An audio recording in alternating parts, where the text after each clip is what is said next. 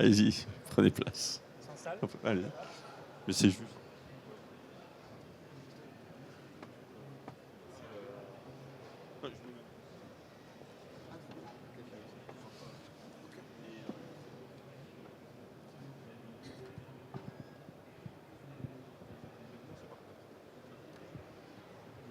Merci à tous. Alors, je suis accompagné aujourd'hui par, je fais dans l'ordre, donc Régis Picard pour Nokia, Régis, Olivier Lautel pour Firecell, on a fait l'ordre inversé en fait, Ahmed Azouaou pour le groupe Unitel, et Philibert Dela pour Hewlett Packard Entreprise. Voilà. Et donc, si j'ai bien compris, vous étiez en fait d'une autre structure qui a été rachetée par Hewlett Packard Entreprise, c'est bien ça? D'accord, parfait. Ok, merci à tous. Donc le sujet de la 5G industrielle, on a un peu débriefé déjà ce matin, là, justement, sur ces briques technologiques, sur la 5G, sur l'IA, notamment sur les journées thématiques 5G IA cyber. Mais est-ce que vous, notamment, je parle à Ahmed, qui avait une expérience sur plusieurs sociétés, finalement, parce que juste avant, en fait, vous étiez à la SNEF, SNEF Icanto. C'est ça. Voilà. Alors, Icanto, c'est moins connu que le SNEF. Hein. On dit SNEF, c'est plus simple. Voilà, ok. Clairement, quels sont les avantages, de ton point de vue, de la 5G industrielle, pour un industriel? Parce que l'industriel, il est toujours aujourd'hui peut-être dans un peu une incompréhension avec le Wi-Fi, voire les autres réseaux. Qu'est-ce que concrètement la 5G industrielle peut lui apporter? Alors, on parle du Wi-Fi, là. Le Wi-Fi a été conçu pour être facilement déployé, mais certainement pas pour être robuste, cybersécurisé et autres. Les industriels ont utilisé le Wi-Fi parce qu'en termes de communication sans fil, c'est ce qu'ils avaient apporté. Aujourd'hui, la 5G industrielle apporte toutes les caractéristiques de robustesse, de fiabilité, de temps de latence que ne propose pas le Wi-Fi. Et notamment, là, on prend un cas précis, retour d'expérience, c'est l'AGV, donc le robot autonome qui vient transporter des pièces détachées ou autres d'un atelier à un autre. L'atelier il peut être en indoor, il peut être indoor, outdoor, indoor. Et en 5G, la robustesse de la communication permet justement cette fluidité sur des AGV de passer une cellule 5G représente à peu près 10 points d'accès Wi-Fi, entre 6 et 10. Donc avec les handovers, quand on passe d'un point d'accès Wi-Fi à un autre, l'AGV parfois il bug, il bloque parce qu'il perd la connectivité. Sur la 5G, ça ne fonctionne pas comme ça. Sur la 5G, la communication est robuste et notamment les handovers sont beaucoup plus fiables, beaucoup plus robustes. Alors, le dire, c'est une chose, et ensuite le constater, on avait... on va dire, rendu compatible 5G en AGV sur une plateforme qui était Acom, Acom, plateforme 5G industrie, où ils avaient des AGV qui étaient sous Wi-Fi, qui avaient beaucoup de difficultés, puisqu'en fait, à certains moments, ces AGV s'arrêtaient, il fallait faire une intervention des ouvriers ou des techniciens pour redémarrer l'AGV. Là, installation 5G, AGV, plus de problèmes, et c'était un POC qui était limité dans le temps, et les techniciens ont demandé à leur direction surtout de ne pas changer et de conserver, puisqu'en fait ils n'intervenaient plus du tout sur le cheminement de l'AGV, donc gain de productivité. Alors d'autres références, BMW, ils ont fait toute une étude sur une installation 5G sur des AGV, et ils ont constaté qu'il y a 40% du temps de déplacement qui est optimisé, qui est gagné sur des AGV. Exactement. Et donc les cas d'usage, on l'a bien vu, même notamment dans l'écriture du livre blanc qui a été rendu l'année dernière, je crois, sous l'impulsion de Philippe Herbert, avec qui on a passé un sacré moment au summit 5G. Exactement. Et on la voit bien, il y a une multitude quand même de cas d'usage, en tout cas, qui ont été décrits. Alors d'autres qui sont... qu'on peut mettre opérationnellement en fonctionnement en tout cas, et d'autres qui sont attendus en fonction de différentes releases qui vont arriver. Je pense notamment sur les questions de géolocalisation. Mais est-ce que tu peux nous en dire plus aussi sur d'autres cas d'usage? Il y a d'autres cas d'usage assez simples. En général, quand on aborde le sujet de la 5G industrielle, on ne l'aborde pas sur les caractéristiques du réseau, on l'aborde sur les cas d'usage, parce que c'est les cas d'usage qui donnent la valeur à la 5G. Un cas d'usage très simple, c'est quels sont les irritants qu'ont aujourd'hui les industriels. C'est comme ça qu'il faut commencer avant d'attaquer des cas d'usage extrêmement évolués et autres. Des cas d'usage très simples, c'est le DATI et le PTI, la protection de travailleurs isolés. C'est-à-dire qu'en mettant un réseau 5G, on a la garantie de couvrir la totalité de la surface et des lieux qui sont à surveiller. Et donc là, on n'utilise pas la caractéristique intrinsèque du flux de la bande passante, du temps de latence et autres, mais plutôt le fait que la couverture est maîtrisée par l'industriel, la couverture réseau complètement maîtrisée par l'industriel, et les temps de latence et surtout la robustesse de fonctionnement. D'accord.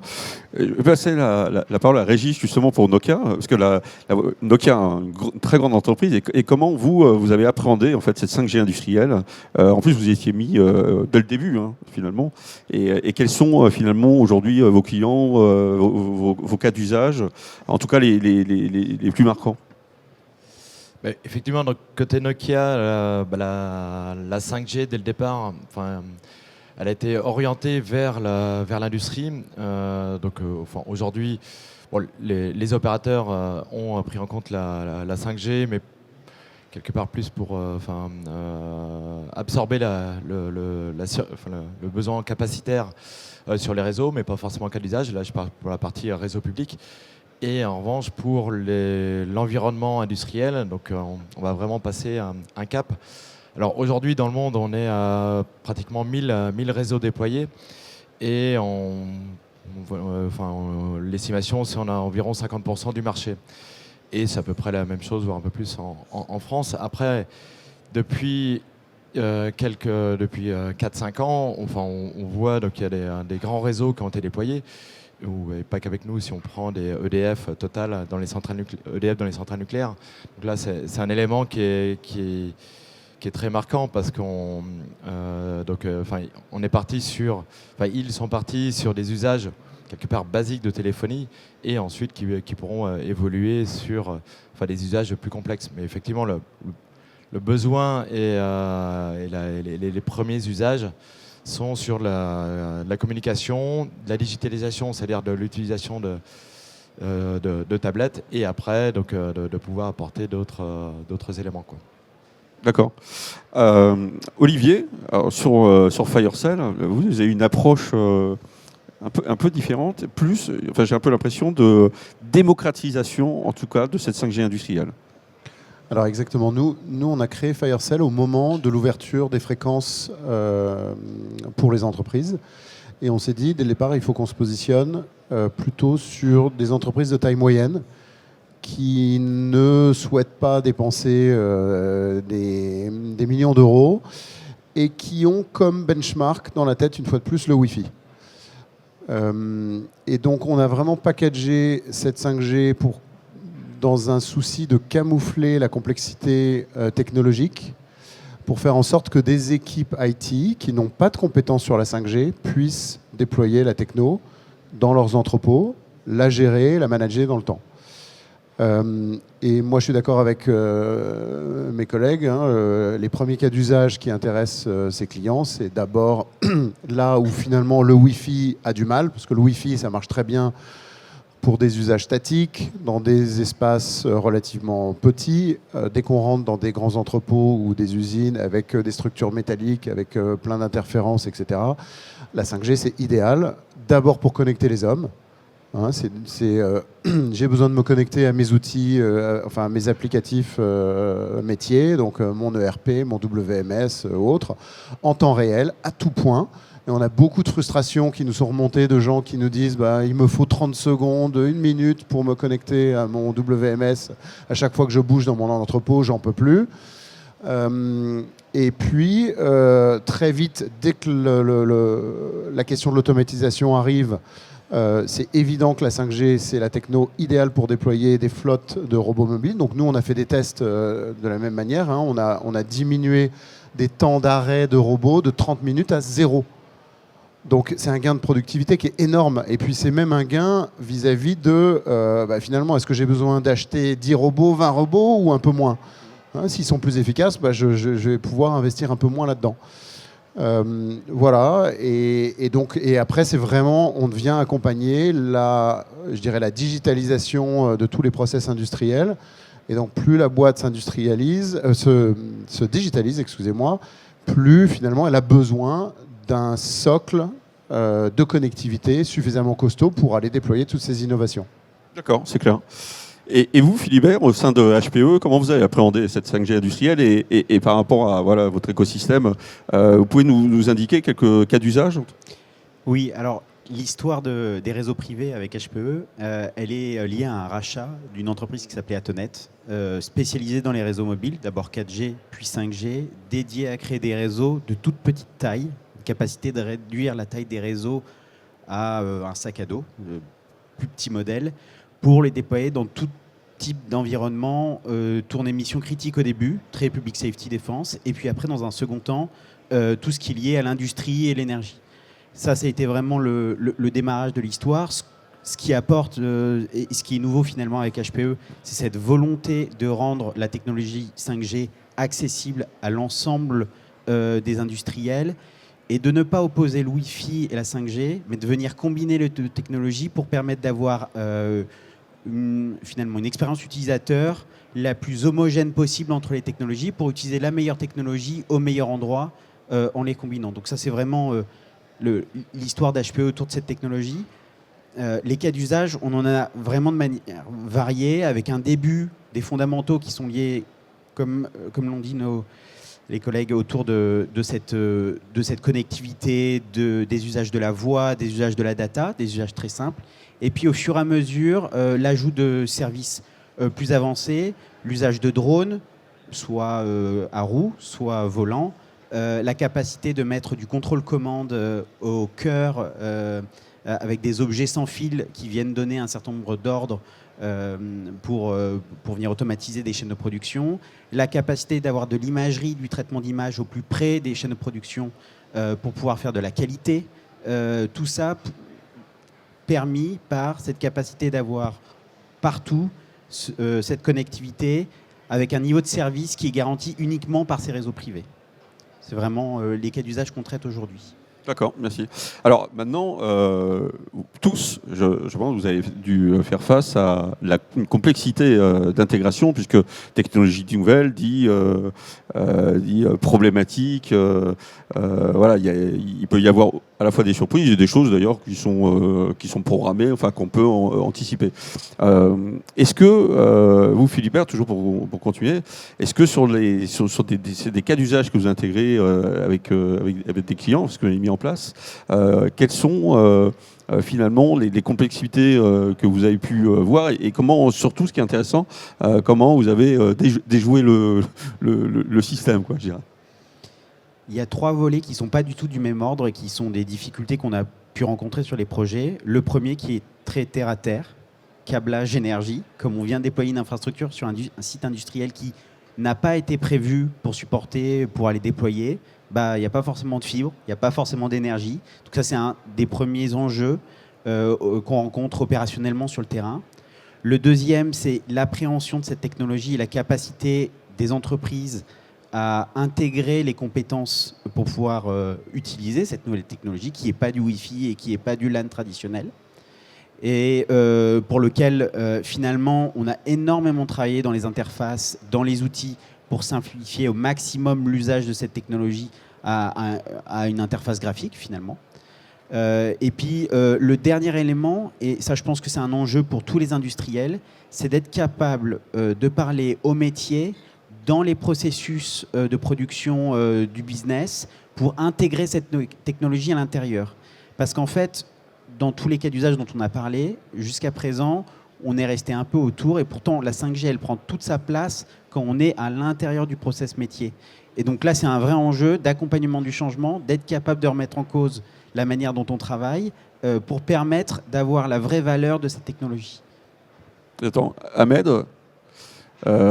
toujours dans la continuité, c'est-à-dire qu'il y a effectivement il y a un sujet qui est important qui a été nommé, c'est au niveau des équipes. Comment c'est appréhendé ? Comment cette intégration elle peut se faire avec les équipes pour que ça se passe bien ? Alors la 5G est un projet, c'est vraiment un projet d'entreprise. Et donc comme tout projet d'entreprise, il doit être accepté par les équipes. Pour qu'il soit accepté, il faut qu'il soit complètement défini, expliqué.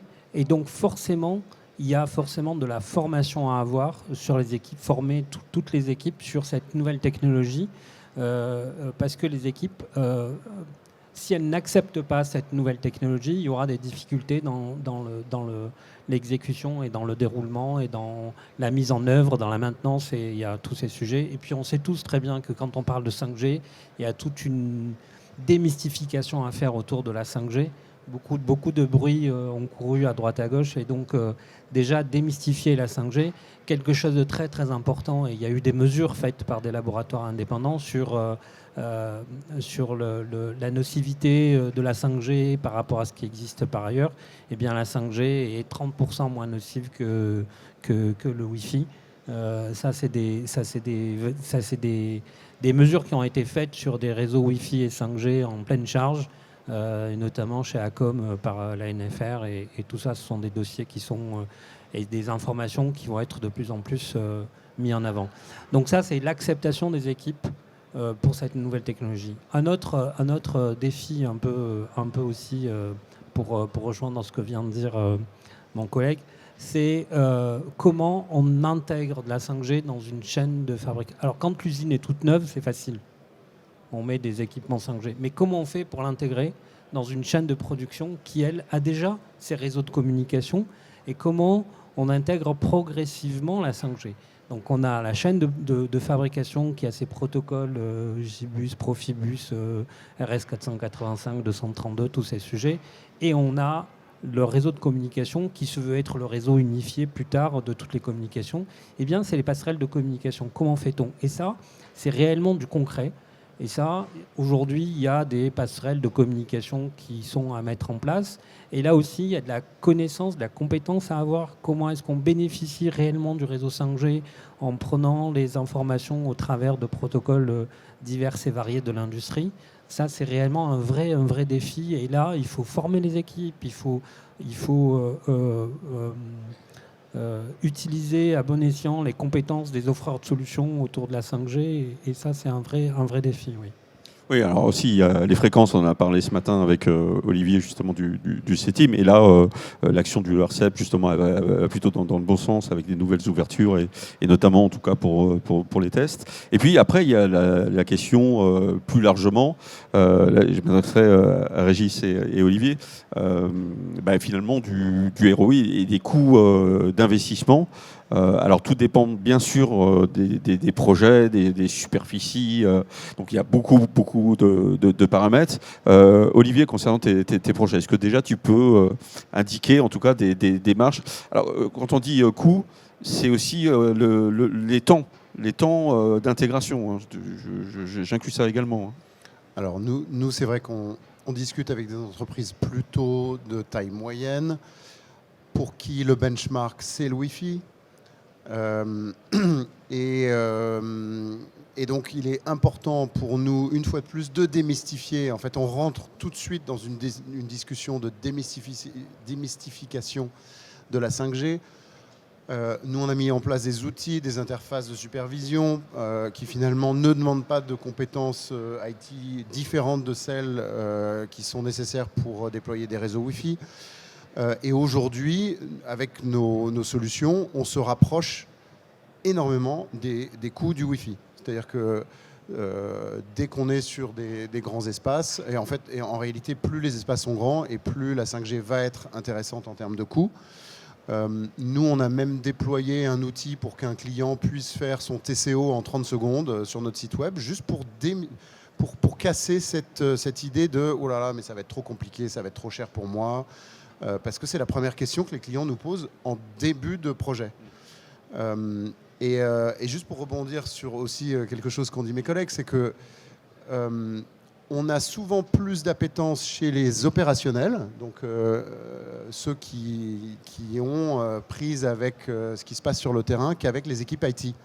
Les équipes IT, elles sont quand même dans leur zone de confort, et à part pour certaines entreprises qui sont plus innovantes et qui sont prêtes à se projeter dans justement une roadmap d'innovation, Il y en a beaucoup qui se disent non, mais attendez, je ne sais pas ce que ça va changer pour moi, ça va complexifier ma manière de gérer mes réseaux, il va probablement falloir que j'ai une personne supplémentaire. Voilà, donc en fait, il y a beaucoup de fantasmes autour de ça qu'on essaye de casser pour pouvoir évangéliser une fois de plus. Et je pense que nous tous autour de la table, on passe notre temps à évangéliser en fait, les acteurs sur le marché, pour leur montrer que c'est pas plus compliqué et qu'en fait, in fine, il y a un ROI qui est relativement rapide en fonction des cas d'usage. Alors c'est vrai que le ROI, il est difficile à calculer comme ça de manière globale, mais il est souvent aussi rapide, voire plus rapide qu'en Wi-Fi. D'accord. Et toi, Régis, de ton côté?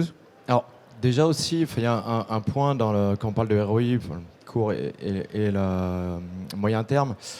C'est pour revenir aussi à la base un peu de la 5G. La 5G, c'est une solution standardisée, 3GPP. Et quand on dit standardisé, donc ça veut dire qu'on n'est plus sur les solutions propriétaires. Aujourd'hui, lorsqu'on est dans une usine, on va avoir du 2CT qui est propriétaire, du Tetra qui va être propriétaire, le Wi-Fi plus ou moins. Et donc, quand on dit propriétaire, c'est on déploie un réseau et on est embarqué avec le même fournisseur pour 15 ans. Et le fournisseur, dès que vous avez besoin de modification, il est content de vous voir arriver. Et vous avez besoin d'un gros chèque. Et donc là, nous, ce qu'on a fait, et justement, c'est pour aller au bout aussi de la standardisation, c'est qu'on a l'intégrateur peut choisir différentes briques, les terminaux bien sûr, mais le cœur de réseau. Donc typiquement, on a des partenariats avec HPE ou avec Druid. Et la radio, tout ça pour dire qu'aujourd'hui, un client choisit des équipements, un cœur, du RAN, de la radio chez un fournisseur. Et dans 5 ans, lorsqu'il aura besoin de le rénover ou de l'étendre, il pourra choisir un autre acteur. Donc, qui dit un autre acteur, dit de la compétition et donc des prix optimisés vraiment sur du long terme. L'autre point aussi dans ce cadre-là, et pour le coup en France, on a vraiment cette chance. Il n'y a pas forcément beaucoup de pays qui ont cet écosystème d'intégrateurs. C'est-à-dire que lorsqu'on on le voit de notre côté, en Europe ou aux États-Unis, on va surtout se retrouver avec les branches business des opérateurs et donc très peu de concurrence pour intégrer et proposer des solutions à faible coût. En France, on a un gros tissu d'intégrateurs qui viennent du monde de l'industrie ou même d'autres qui arrivent d'autres secteurs et qui créent aussi vraiment un dynamisme et avec des solutions innovantes et justement de pouvoir intégrer les différentes briques. Donc avec des coûts de plus en plus optimisés, effectivement, comme vous, pour pouvoir attaquer aussi le middle market et pas uniquement les grands groupes. Bon, les grands groupes, c'est fait, j'allais dire. S'ils n'ont pas encore lancé leur appel d'offres, c'est en cours. Mais l'objectif, effectivement, c'est d'avoir des prix attractifs et qui rendent des ROI sur des structures ETI, voire proches PME, quoi. Et concernant l'évolution de la 5G industrielle, comment vous voyez ça au point de vue de Nokia et surtout, finalement, quels sont pour vous des cas d'usage qui pourraient être émergents avec aussi votre expérience, en tout cas votre ressenti terrain? Alors, il y a un premier sujet sur lequel on travaille depuis plusieurs années et qu'on déploie actuellement, c'est la localisation avec la 5G. Donc là, ça va être des grosses réductions de coûts pour localiser l'ensemble des devices, c'est-à-dire du smartphone ou des équipements, des AGV, sans avoir à rajouter d'infrastructures en Bluetooth. Donc ça, c'est un premier point. Et ensuite, aujourd'hui, cette semaine, c'est intéressant. Là, on les voit d'ici, les deux grands automaticiens qui sont dans le coin. Et donc l'avenir, elle est aussi avec eux. Donc nous, on travaille avec eux. Ils ont nos équipements dans leur lab pour pouvoir intégrer de manière native la 5G dans leurs automates. Et on peut les citer. On a acheté des électriques et Siemens. Oui, voilà, tout à fait. Donc là, c'est les deux en vue.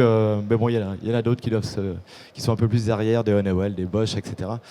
Pour citer l'ensemble. Et donc l'avenir, elle va se situer là pour vraiment aller, donc une fois qu'on a fait des communications, la voix, les tablettes, etc. Mais donc pour faire vraiment du machine to machine et sur du volume, c'est lorsque, si vous allez sur leur stand, vous avez déjà des modems 5G qu'ils intègrent dans leurs offres, quoi. Très bien. Olivier, cas d'usage émergent? Eh ben, les mêmes. Nous, pareil que nos collègues de Nokia, en fait, on a investi très tôt sur la géolocalisation. On a été lauréat de France 2030 avec un projet avec Stellantis. Et aujourd'hui, on a 2 pilotes, un chez Airbus et un chez Stellantis, pour géolocaliser en fait, des visseuses à main qui sont connectées avec une puce 5G. Et aujourd'hui, on arrive à de la localisation à peu près 1,50 m de précision. Ça ouvre énormément de cas d'usage pour faire du géofencing, pour faire de la qualité, pour partager des outils entre différentes équipes.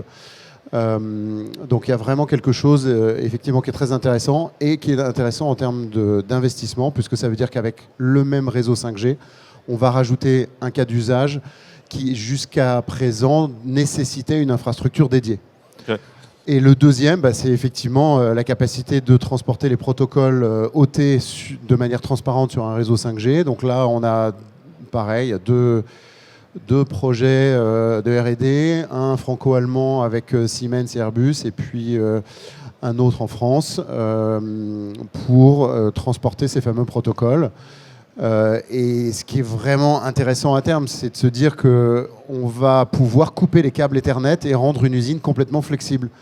Donc rajouter un atelier, rajouter une machine sans avoir à planifier et à tirer des kilomètres de câbles à chaque fois. Donc là, il y a quand même quelque chose de très puissant à terme qui, j'espère, va être un gros vecteur de déploiement de la 5G et donc d'efficacité économique pour l'industrie. Oui, alors ça, c'est une valeur que l'on met vraiment en avant au niveau de l'utilisation de la 5G industrielle. C'est la flexibilité au niveau des usines, pouvoir être beaucoup plus adapté aux fréquences et demandes des clients, bouger donc les différentes machines au sein de l'usine sans toutefois avoir à faire des tranchées. C'est ça en fait le sujet principal. Et je voulais y revenir parce que le sujet de géolocalisation, là on parle d'1,50 m. Je pense que 1,50 m pour beaucoup d'industriels, c'est pas encore satisfaisant. L'idéal, ce serait quand même d'arriver entre les 0 et les 10 cm presque. Donc entre 1,50 m et 10 cm, il peut se passer... voilà, on a un peu une vision dessus, un mapping. Pour ça, vous avez 2 technos. Il y a l'Ultra Wideband, le Bluetooth Low Energy, mais ça nécessite vraiment une infra qui est au plus près des opérations et qui est dédiée. Donc une fois de plus, on repart dans ce que disait Régis, une techno propriétaire et une infra additionnelle. Donc là, on a, moi, ce que j'appelle un peu l'effet couteau suisse de la 5G, c'est qu'avec cette même infrastructure, on va pouvoir ajouter un cas d'usage effectivement qui ne va pas couvrir l'intégralité du scope, mais qui va couvrir quand même des cas d'usage qui sont très intéressants, qui vont éviter aux industriels de perdre des outils, de les partager plus efficacement entre équipes, et puis de faire du suivi de qualité. Alors, j'en profite que vous soyez tous les deux, et puis je vois en face de moi Airbus Hélicoptère. Donc, vous travaillez sur un projet en commun, notamment sur l'outillage, hein, sur la connexion de l'outillage. Et je pense que ce serait intéressant de partager aussi votre expérience, parce que là, on a bien vu, il a fallu travailler sur le chipset 5G. Ahmed, tu as... Oui, effectivement, c'est ce qu'on disait tout à l'heure. Aujourd'hui, la 5G aborde de nouveaux cas d'usage. On parlait d'abord des irritants existants sur la non-disponibilité de la connectivité complètement quand on utilise du Wi-Fi dans la mobilité des équipements, mobilité des personnes. Et au fur et à mesure, quand on rentre dans les cas d'usage innovants, c'est notamment les outils connectés. Comment allier cette technologie 5G qui, de prime abord, est en termes de consommation d'énergie et de coûts de modem pour de la connectivité, comment est-ce qu'on peut l'associer à des outils qui ne sont pas très volumineux? Eh bien, on travaille sur ces sujets et effectivement, on travaille avec des fondeurs de composants et de solutions de connectivité pour rendre ces outils connectable à 5G avec tous les avantages, c'est-à-dire qu'on peut récupérer toutes les informations relatives à l'outil, à l'effort, à l'utilisation, à la position de l'outil, et tout ça de manière complètement simple, transparente pour les opérateurs. Et c'est ça qui est intéressant. Oui, puis on le voit bien. Demain, on va avoir de plus en plus aussi de convergence avec IA et l'edge computing. On va dans cette voie. La 5G offre des prévisions très très intéressantes dans les deux domaines. Mobilité des personnes, mobilité des équipements. On prend la mobilité des équipements. Qu'est-ce qu'on peut imaginer dans l'avenir ? Tout à l'heure, je disais que les caractéristiques de la 5G, c'est très faible latence, bande passante très importante.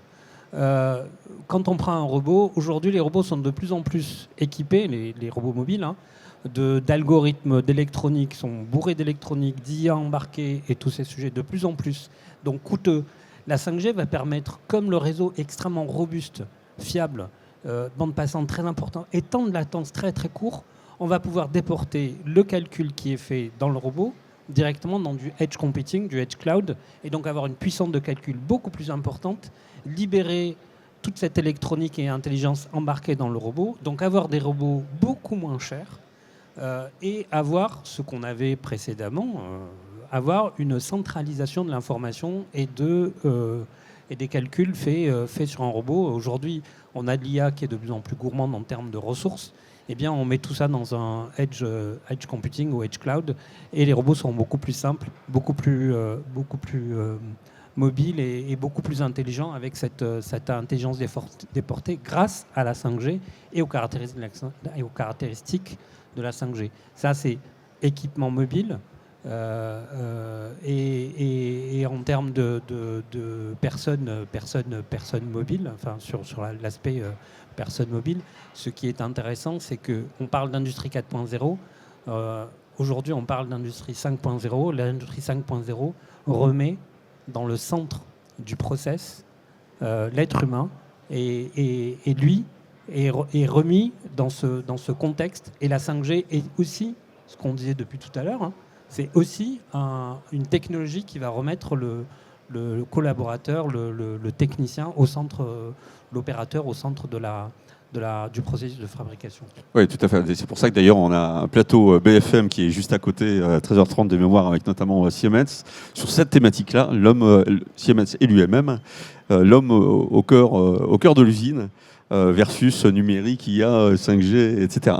On voit bien, 2025-2026, le edge computing, on est d'accord, l'IA, la géolocalisation, ça c'est vraiment des axes importants, en tout cas de progression, et les industriels vont nous attendre là-dessus, et nous, Global, en tout cas, c'est vers cette évolution certainement qu'on va aller. Voilà. Merci à vous. Un dernier mot, peut-être, pour inciter ou faire comprendre aux industriels que c'est une bonne voie. Il y a un effort de tous les industriels pour faire en sorte que cette technologie soit accessible et que vous puissiez, pour les plus petits projets que vous ayez en tête, disposer de solutions qui soient performantes pour vous, manageables de la même manière que votre réseau LAN est déployé. Et ça, c'est quelque chose qu'on doit tous marteler pour que vous puissiez, vous, industriels, disposer de ces nouvelles technologies. Donc, c'est vraiment le cœur de nos messages à nous, globalement sur le plateau, là. Dire la 5G, c'est accessible pour tous, même pour les plus petits industriels, même pour les plus petits cas d'usage. Merci Philippe, c'est important. Ahmed, on va faire le tour de table. Projet industriel et 5G, ce qui est très très important et ne pas négliger. Il y a plusieurs sujets. Tout à l'heure, on parlait de l'acceptation des équipes et la formation des équipes. Il y a un sujet qu'on oublie, et tout à l'heure j'en parlais, c'est la couverture réseau, c'est l'étude de la couverture réseau. Il faut que cette 5G dans un réseau privé, un des avantages, c'est qu'on peut effectivement faire une couverture à 100%. Il y a des acteurs aujourd'hui, moi j'en connais deux qui sont très très performants, c'est Cyradiil et EBWave qui ont des solutions extrêmement intéressantes pour de l'indoor, l'outdoor. Et ça, c'est quand on utilise... Tout à l'heure, je parlais et je suis très pragmatique. Là, je ne suis pas dans l'avenir, je suis dans aujourd'hui. Comment faire ? Quand vous avez un industriel qui vous dit « j'ai de la 5G, mais j'ai du Wi-Fi, ça ne marche pas parce qu'à tel endroit, je ne capte pas très bien, à tel endroit non plus, et ainsi de suite », eh bien, la 5G, avec une très bonne étude de couverture réseau, vous permet d'avoir de la 5G en tout point, et une garantie en tout point par l'intégrateur de la couverture. Très, très important. Donc là, c'est juste un message de dire très bien, on peut proposer des solutions pour l'avenir et des solutions extrêmement intéressantes, mais d'abord, pour convaincre les industriels, c'est les convaincre sur les irritants qu'ils ont aujourd'hui. Merci Ahmed. Olivier? Alors moi j'ai un message qui est plutôt lié en fait à l'ouverture des fréquences. Moi j'estime que c'est une chance qui est offerte aux entreprises. Avant, il fallait passer par les opérateurs télécoms. Aujourd'hui, une entreprise peut accéder directement à une fréquence pour déployer son propre réseau sur mesure en fonction de ses besoins. C'est vraiment une chance inouïe. Et si j'ai un message, c'est si vous n'y allez pas, vos concurrents vont y aller et vous allez prendre du retard sur la digitalisation de vos process. Le sujet, il est vraiment là. Il est vraiment là. Voilà, c'est une opportunité. On a été un petit peu en retard par rapport aux États-Unis. Aujourd'hui, il y a des fréquences. Vraiment, mon message, c'est tester. Et vous verrez que effectivement, ça va ouvrir énormément d'opportunités, notamment digitales. Et pour tester, pour cela, on en parlait tout à l'heure, hein, vous savez, vous avez des plateformes sur les territoires, donc il y en a sur chacun des territoires, et vous pouvez d'ailleurs tester des cas d'usage sur ces plateformes hein, qui disposent de différents cœurs de réseau avant de les intégrer je dirais, au sein de votre entreprise. Donc ça permet quand même de sécuriser son investissement, son projet. Régis? Complètement. Alors pour les plateformes, effectivement, il y a quelques-unes. Voilà, le SetTeam ou Excelcar hein, qui portent ces plateformes d'expérimentation. Non, moi, pour terminer, comme ce qu'indiquait Philibert, c'est simplicité. Et il y a un écosystème. Et donc, voilà, on est sur des solutions simples et avec des prix qui sont adaptés justement l'ensemble, à toutes les tailles d'entreprise. Ça va des plus grosses, mais aux plus petites aussi. Donc pas uniquement nos collègues d'Airbus. Il y a aussi tout l'autre marché, justement, l'écosystème qui tourne autour de ces grandes entreprises. Et la 5G est vraiment adaptée pour eux, quoi. Merci, c'était le mot de la fin. On se retrouve à 11h45 pour une intervention de l'ANSSI. Ça va être noté tout à l'heure. Bon voilà, intervention 11h45 de l'ANSSI sur la cybersécurité et notamment l'OT.